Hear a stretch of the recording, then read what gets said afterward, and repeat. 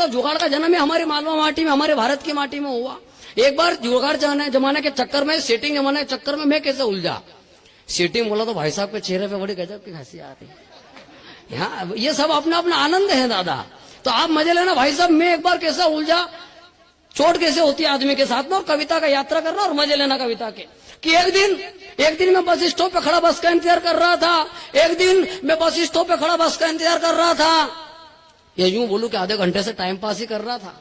तभी मैंने देखा कि एक सुंदर लड़की सड़क पे कुछ ढूंढ रही है, जो कोई भी हो पर अपने मन को भा रही है। तुरंत मैंने सोचा रोहित अच्छा है मौका, और एक कागज पे आई भी लिख करके फेंका, वही और उठा के ले गए। तो मैंने सोचा रोहित लड़की पट गई।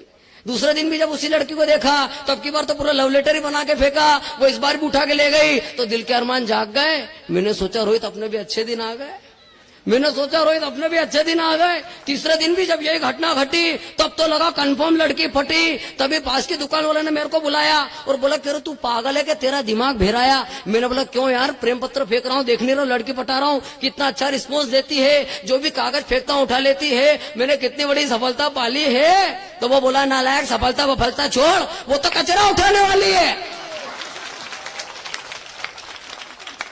ये तो स्थिति है साहब, आदमी कहाँ जाए कहाँ बचे, क्या उलझन हो, बड़ी विचित्र स्थिति है साहब। और मेरे साथ में तो ऐसी घटनाएं घटती हैं बड़ी गजब की। आइए, बड़े बड़े रस दिग्गज कवि बैठे हुए, पंकज भाई ये भी वीर रस के कवि हैं। ये जो वीर रस के कवि हैं, इनको महाराणा प्रताप के सपने आते होंगे, ही नहीं कभी कभी दिल में भी आ जाते हैं, शरीर में भी। आप आनंद लेना, ये वीर रस के कवि है और मैं कैसा कवि हूँ साहब, आश्चर्य का। मेरे को कैसे विचित्र सपने आते हैं, इस ब्राह्मण के सपने भी बड़े विचित्र हैं, आप आनंद लेना। 8 दिन पहले की बात, प्रधान जी मैं रात को सोया हुआ अपनी लुगाई के साथ में। अब इसमें भी लोगों को भरोसा नहीं होता कि मेरा ब्याह हो गया, ये भी विडंबना है। क्यों, मैं आपको बताया कि चेची जी ऐसा है, इसमें मैं क्या करूं, इसमें मेरी क्या गलती, यही क्या मेरे पापा की भी क्या गलती। आप आनंद लेना और मस्ती लेना। मैं रात को सोया हुआ, रात के 3 बजे के बाद तड़के स्वप्न कैसा आया, स्वप्न देखना, आनंद लेना। रात को सपना ऐसा आया कि मैं अपने ऑफिस में काम कर रहा हूँ, देखना ये विज्ञापन, ये एडवर्टाइजमेंट, ये दिखावा कहाँ तक पहुंच गया।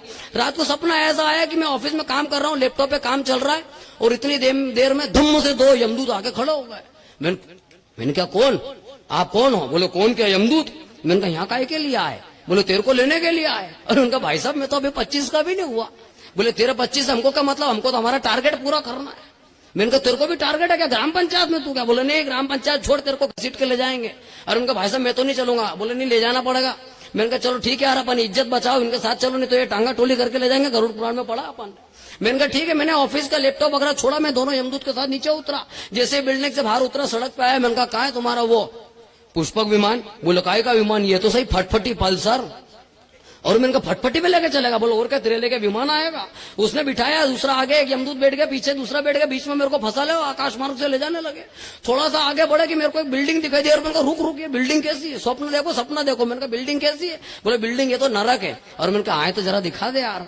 बोले हाँ, खिड़की खोल के देख ला। मैंने कहा ठीक है। मैंने नरक की खिड़की खोल के देखा तो बड़ा भारी स्विमिंग पूल, उसके अंदर दूध दही फूलों के पंखड़े इत्र डाला, लोग स्नान कर रहे हैं। साइड में 8, 10, 15 अप्सराएं नृत्य कर रही, 10, 15 बाबूजी बैठे हुए पकवान खा रहे। और मैंने कहा वाह, ऐसा नरक है क्या?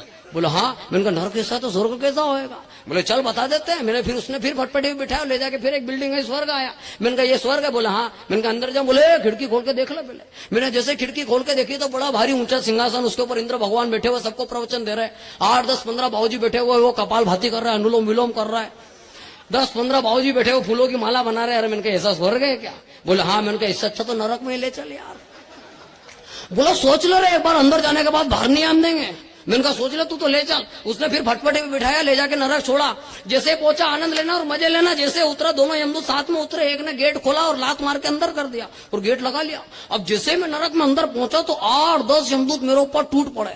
एक जना बोला कि इसकी गर्दन काट लो, दूसरा बोला कि इसको कड़े में तल लो, तीसरा बोला कि इसकी आंतड़ियां निकाल लो। तो मैंने सबको रोका। मैंने कहा रुको ये क्या हो रहा है? बोले यही तो हमारा काम है। और मैंने कहा ये काम है तो स्विमिंग पूल वगैरह, अप्सरा वगैरह, वो सब क्या था? तो उसने जो जवाब दिया उसमें मजा आ जाए तो फिर तालियां उठाना। मैंने बोला यही सब कुछ है तो अप्सरा वगैरह, स्विमिंग पूल, वो क्या था? तो यमदूत क्या बोला? अरे बोले बेवकूफ कह के, वो सब तो हमारा एडवर्टाइजमेंट था। ये स्थिति है, ये आनंद की बात है। तो सब हमारी स्थिति ये है कि हम आनंद की बात करते हैं, हम मस्ती की बात करते हैं, हम संस्कारों की बात करते हैं, हम संस्कृति की बात करते हैं, हम समाज की बात करते हैं, हम अनंत अनंत कोटि विदेशों की बात कर लेते हैं, लेकिन हम हमारे घर में बैठे अपने सगे भाई से बात नहीं करते। इससे बड़ी विडंबना की बात और क्या हो सकती है। ये विडंबना, ये हमारा समाज के पराकाष्ठा में आपको बताऊं, ये आयोजन किया जा रहा है, इतना शानदार आयोजन ये संगठन ने किया, ये देश, ये प्रेम से ग्रामवासियों ने किया। हम ये आयोजन क्यों कर रहे हैं? क्योंकि आम आदमी आज दुख, क्लेश, विकारों से, त्रितापों से क्लेशित है, आक्रांत है, सब प्रकार से दुख है, टेंशन है, चिंता है, और संस्कृति से दूर हो गया, पाश्चात्य संस्कृति में, परिवेश में चला गया है। तब जाकर के हमें इन मरीचिकाओं से, उलझन से बाहर निकलने के लिए कार्यक्रम या आयोजन करना पड़ता है। मैं 4 पंक्तियां समृद्ध मंच को प्रणाम करते हुए पढ़ता हूं कि हमारे दिल की इच्छा क्या है, मेरी पंक्तियां उस प्रभु से क्या है। मैं उस मां से यही कहता हूं कि थाम कर तू हाथ मेरा जीवन बना दे। आपका इसने मिले, आपके हृदय की बात हो तो, कि थाम कर तू हाथ मेरा जीवन बना दे, इस अंतर मन के पतझड़ को सावन बना दे। थाम कर तू हाथ मेरा जीवन बना दे, इस अंतर मन के पतझड़ को सावन बना दे। सुखों की मरीचिका में उलझा है ये मन मेरा, तू आजा मेरे चितवन को मधुवन बना दे। तू आजा मेरे चितवन को मधुवन बना दे। क्या हो गया सर, आप मेरे को ऐसे घूर घूर के क्यों देख रहे हो? हाँ, नहीं, मैं समझ गया आप क्या सोच रहे हो। आप ये सोच रहे हो कि यार इतनी देर से तो बढ़िया रेडियो मिर्ची चल रहा था, विविध भारती किसने ठोक दिया।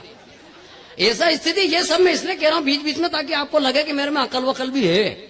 हाँ, नहीं तो क्या लोगों को भ्रम हो जाता है। हास्य रस के कवि को लोग यूं भी हल्के में ले लेते हैं, और मेरे तो स्थिति आप देख रहे हो, मैं कितना हल्का, क्या स्थिति मेरी। अभी मैं ट्रेन में सफर कर रहा, 8 दिन पहले की बात हो, सीट के चक्कर में एक व्यक्ति से उलझ गया, और वो उसने हल्के में ले लिया अपने को, और बिल्कुल हट्टा कट्टा हो रहा। मेरा तो स्थिति देख ही रहे हो आप। उसने मेरे को क्या कहा, मैं पंक्ति में पढ़ता हूं, मजे लेना। उसने क्या कहा, क्या बे तू क्या लड़ेगा, तेरा चेचिस ही खत्म है। ये चेचिस, ये बॉडी की चेचिस। अबे तू क्या लड़ेगा, तेरा चेचिस ही खत्म है, तुझ पे तो फूंक मारना भी एक सितम है। मैं बोला पटक दूंगा तुझे एक चांटे में। अब कॉन्फिडेंस में मजा आया तो तालियां उठे। मैं बोला पटक दूंगा तुझे एक चांटे में, चेचिस में नहीं दम तो क्या इंजन में तो दम है। चेचिस में नहीं दम तो क्या, इंजन में तो दम है ना दादा। मैं आपको बताऊं, बहुत सारे अभी पिछले दिनों कार्यक्रम हुआ, तो पंकज भाई ने मजे मजे में कह दिया, बोले रोहित जन्नाट है, इसका चेचिस देखो ये कैसा है। लेकिन ये क्या स्थिति है इसकी कि ये अपनी बातों से हर महफिल को सजा देता है। ये वो पौवा है जो बोतल का मजा देता है। मेरा दिमाग ठनका, और मैंने कहा इनने पौवा कह दिया अपनों को इतना सा। तो मैंने फिर 4 पंक्तियां पकड़ी। मैंने बोला कि मैं हंस सफेद झक्क काला कौवा नहीं हूं, सुनना, कि मैं हंस सफेद झक्क काला कौवा नहीं हूँ, सीधा सा आदमी हूँ, कोई हौवा नहीं हूँ। मस्ती की खुमारी में दूंगा तुमको हंसा कर, मस्ती की खुमारी में दूंगा तुमको हंसा कर। खम्बा उठा को का कोई पौवा नहीं हो, खम्बा उठा। नहीं बढ़िया तो है भैया, आपका आशीर्वाद है तो बढ़िया ही है। क्या हो गया बेटा? हाँ, तुम एक दूसरे को मत खींचाता नहीं करो, आनंद से सुनो। बच्चों की स्थिति बड़ी विचित्र है। अभी पिछले दिनों एक कार्यक्रम हुआ उज्जैन के पास में, नवरात्रि के टाइम पे हम लोग गए, वहां माता जी महामां भगवती महिषासुर मर्दिनी की मूर्ति स्थापित कवि सम्मेलन के मंच के पास। मैंने सोचा यार मंच पे चढ़ने के पहले माँ के दर्शन कर लें। जैसे माँ के पैर पड़ने के लिए गया तो मैं देखता क्या हूँ, एक लेडीज का बच्चा कुछ बोलने की कोशिश कर रहा, लेकिन वो माँ उसका मुंह दबा रही, चुप कर रही उसको जैसे तैसे जबरदस्ती। और मैंने कहा भाभी जी बच्चे को बोलने दो, बच्चे बोलते तो इससे उनका विकास होता है, बोलने दो, बच्चे बोलेंगे तो इससे उनका विकास होगा। तो भाभी जी क्या बोले, बोले भैया विकास गया भाड़ में, ये तो यूं बोल रहा है कि मम्मी मम्मी वो माता जी के नीचे जो राक्षस पड़ा है ना वो पापा जैसा दिख रहा है। ये तो इनकी स्थिति है, मतलब इनको कुछ कह नहीं सकते आप, बड़ी खतरनाक स्थिति है। हमारे गांव में, हमारे पास में हमारे माता जी का मंदिर है, वहां भजन संध्या चल रही और 8, 10, 15 औरतें बैठ करके भजन कर रही, झन झन झन चको झन झन झन चको झन। नाचो मत बेटा, पहले सुनो। तो वहां ये भजन चल रहा है, इतनी देर में एक बच्चा, चाय का ब्रेक हुआ बीच में। आप देखना हमारे संस्कृति में आनंद कहाँ तक फैला पड़ा हुआ है, माटी माटी में बिखरा पड़ा। वो बच्चा दौड़ के आया और माँ की गोद में भरा। बोले माँ एक सवाल पूछूं? बोले बेटा हाँ पूछ। अब 15 औरतों के बीच में वो बच्चा क्या प्रश्न पूछ रहा है ये देखो आप। बोले माँ। बोले हाँ बेटा। बोले मैं पैदा कैसे हुआ था? अब ये कोई प्रश्न है? लेकिन माँ तो ममता की मूर्त साहब, ब्रह्मांड को बनाने वाली, सृजन करने वाली माँ ने उस बच्चे को समझा दिया, नन्ना सा बच्चा। बोले बेटा मैंने क्या करा था कि एक डब्बा लिया और डब्बे में मिट्टी भर दी, वो डब्बा बंद करके रख दिया। थोड़े दिन बाद डब्बा खोला, मिट्टी हटाई तो उसमें से तू निकला। माँ ने ऐसा समझा दिया। बोले बेटा ऐसा जन्म हुआ। माँ ने समझा दिया और माँ वापस भजन में लग गई, भक्ति में। लेकिन बच्चों की आदत रहती भाभी जी, इनको कोई भी बात बोलो ना तो जाके और प्रैक्टिकल करके देखते हैं। नहीं आप आनंद लेना, उस बच्चे ने भी यही किया जो आप सोच रहे हो। वो भी पीछे घर के बाड़ में गया, पीछे डब्बा लिया, डब्बे में मिट्टी भरी, डब्बा बंद करके रख दिया। 8 दिन बाद डब्बा खोला, मिट्टी हटाई तो उसमें से काकरोच निकला। अब उस कंसारी को, उस काकरोच को देख के इसको गुस्सा है तो ये क्या बोला, बोला इच्छा तो ऐसी होए कि तेरे को यही मसल दूं, पर क्या करूं, तू ये तो औलाद मेरी है। ये तो स्थिति है साहब, आप कहीं भी जवाब दे दो, बड़ी विचित्र स्थितियां होती है। मैं आपको एक बान की सुना करके और फिर स्थान ग्रहण करूंगा कि आप लोग अच्छा सुन रहे हो। पिछले दिनों एक कार्यक्रम हुआ भोपाल के अग्रसेन चौक पे, आप लोग अच्छा आनंद ले रहे हो। ग्रामीण लोग, गांव के लोग हृदय से सुनते हैं, यहाँ मन सुनता है, वहां धन कविता सुनता है। वहां बाबूजी सामने एक सेठ जी बैठे हुए, वो ताली नहीं बजाया, घूर घूर के देखे। सब लोग आनंद ले रहे हैं, उनका नौकर पास में बैठा, वो भी ताली बजा रहा, वो घूर घूर के देखे। तो मेरा को बड़ा पीड़ा हो, मेरा उतरा कार्यक्रम खत्म हुआ। मैंने कहा सेठ जी आप घूर घूर के देख रहे हो, क्या बात है यार, आप ताली क्यों नहीं बजा रहे हो, ये नौकर भी ताली बजा रहा है, मजे ले रहा है, आप सुमड़ो जैसे घूर घूर के देख रहे हो हमको। तो वो सेठ जी ने ताली ना बजाने का क्या कारण सुनाया, मैं छंद के माध्यम से रखता हूँ, उसके बाद कविता सुनता हूं। वो सेठ जी ने क्या जवाब दिया, वो सेठ जी बोले कि मैं तो खूब बड़ा आदमी हूं, तालियां बजाना मेरे नौकर का काम है। हाँ रखे हैं प्रधान जी इसके लिए भी लोगों ने, कि सेठ जी बोले कि मैं तो खूब बड़ा आदमी हूँ, तालियां बजाना मेरे नौकर का काम है, हंसने मुस्कुराने की भी फुर्सत नहीं मुझे, मंदिर भी जाना मेरे नौकर का काम है। कि बीवी को घुमाना हो या बच्चे को पढ़ाना हो, या कि बीवी को घुमाना हो या बच्चे को पढ़ाना हो, या मेरा कान भी खुजाना इस नौकर का काम है। तो मैंने पूछा ये 2 बच्चे भी तुम्हारे ही हैं खुद के, या फिर ये भी तुम्हारे? आप लोग तालियां बराबर उठाओ ताकि लगे कि आप जागृत हो। आइए मैं एक कविता आपके बीच रखता हूं जिसका शीर्षक है माँ का दूध। जिस कविता के कारण स्नेह देश भर में लोगों का दुलार मुझे मिलता है, और उस कविता में अगर कहीं हास्य व्यंग्य के साथ में अगर मात्र शक्ति के लिए चिंतन का दीपक प्रज्वलित होता मिले तो आपका आशीर्वाद चाहूंगा रखने के साथ। उस कविता को मैं मालवी में सुनाऊंगा क्योंकि उसकी मिठास जैसे बुंदेली की मिठास सारे देश भर में पहुंचती है, वैसे ही मालवी की मिठास मैं आपको सरल शब्दों में सुनाऊंगा, हृदय तक पहुंचेगी ऐसा मेरा विश्वास है। आप लोग हृदय से सुनेगा कि स्थिति क्या है। कि रेलवे स्टेशन पे खड़े हो तो मैं दोनों हाथ में झोला लेके, रेलवे स्टेशन पे खड़े हो तो मैं दोनों हाथ में झोला लेके, सामने से एक मैडम खड़ी थी हाथ में कोका कोला लेके।